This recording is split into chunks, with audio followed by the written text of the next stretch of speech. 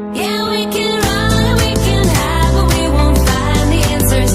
If you go down, then you can help along the way. Hey guys, so this is gonna be my first YouTube video on this channel. I am kind of nervous to restart my whole YouTube experience just because last time I feel like I wasn't very strict about posting and everything. This time around, I kind of do want to be on more, and I've come to the conclusion that as far as right now, I'm just going to be posting every Friday. So I asked you guys what you wanted to see. You guys told me you wanted a Q&A to kind of get to know me, I guess, and kind of learn some of my tricks as far as makeup wise. So I thought, okay, that's a good idea. Let's do it. So there's not a lot of questions, but I didn't really give y'all that much time to ask them either. Okay, so to start off, they want to know exactly what my name is. So my name is Caitlin. I go by Caity. I do choose to go by Caity just because it's a nickname that I've had since I was little, and I like it a lot better because a lot of people have trouble pronouncing Caitlin sometimes because of the way it's spelled. Because there's so many ways to spell it. How old are you? I am 20 years old. I turned 20 on January 29th of this year. I feel like I'm still 16 though, like 16 or 17. Just because I do still live at home with my parents because they help me with my college stuff, like as far as tuition and everything. So yeah, sometimes I really just feel like I'm younger than I really am. But then there's other times where it's like, oh my gosh, I have to actually do adult stuff. And that's where I'm kind of like, oh yeah, I'm 20. And then my mentality level is kind of like a little bit higher sometimes. Like I feel like I'm like 30. I feel like I can either be like 35 or like 16 when it comes to my mentality level, depending on the kind of people I'm with. Really just depends, but I'm 20 years old. That was the longest answer ever. If you could have any superpower, what would it be? If I could have any superpower, I think that I would have, as a playful one, I guess like have the power to do my eyebrows like amazing every single day, because I kind of let someone else touch my eyebrows, like plucking and threading or whatever, and they ruined them and they've just never been the same. So I always have different eyebrows every day because I can never get them exactly the same as the day before. So I rely a lot on like makeup products for my eyebrows. If it was like a real superpower, which I mean, I guess none of them are real, but like a more like serious one, I probably would want to be like, I don't know what it's called. I think it's called psychic, like when you can read people's minds. Just because I would like the ability to like tell when people are telling the truth, or like tell when they're like what they're really thinking and everything. So I feel like I would want to be psychic. That would probably be my #1 choice, if not the eyebrow thing. Are you single? No, I am not single. I have had a boyfriend, his name is Alex, for the past year and like month. This time around we did date before, so if we want to count since then, because I never dated and like I never had another boyfriend or girlfriend after him, it would technically be like 3 years. I want to say like going on 3 years. Name one thing you wish you could do if you couldn't die. One thing I would do if I couldn't die. Well, I'm terrified of heights, so I don't think I would like jump off of anything. I don't know. What thing I would do if I couldn't die? Maybe. I guess I would run across the freeway. We'll play that game, Chicken, where you run through cars and try not to get killed. So I guess I would try doing that. Like, I think you could still get hurt even if you don't die. What high school did you go to? I went to a high school called Mission Early College High School. It's a mouthful, but it was basically what it is, what it's named. It's a high school where you go, where you do your high school credits while also doing your college credits towards an Associate of Arts degree. So I graduated with my Associate of Arts degree when I was 17 years old, in December of 2014, and I graduated in 2015 in May at 18 years old with my high school diploma. And it really just helps you to kind of push you forward to getting your other degrees.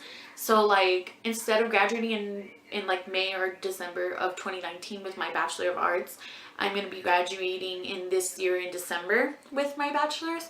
So it kind of just helps you to get ahead faster before everyone else in like your normal age pattern or whatever. It's kind of annoying sometimes though, because I'm in a lot of like upper level classes right now since I'm almost done.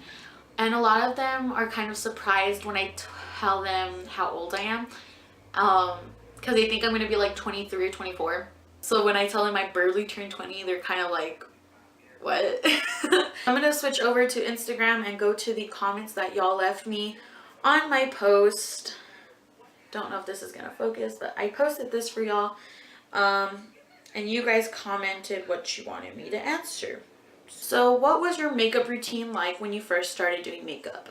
It was very simple. When I first started doing makeup, using makeup, I was in 8th grade. And I used it mostly just for like choir competitions. So if we count that, it was just mascara and a red lipstick. Then senior year is when I really got into makeup. I started using Foundations, concealers, powders, blushes, contouring, highlighter, eyebrow stuff, mascara. I used everything. And just from then on, I've kind of built on that. I just started learning the techniques more, learning how to blend my eyeshadows better. And that's where I'm at like right now. What are your 3 favorite brands at the moment?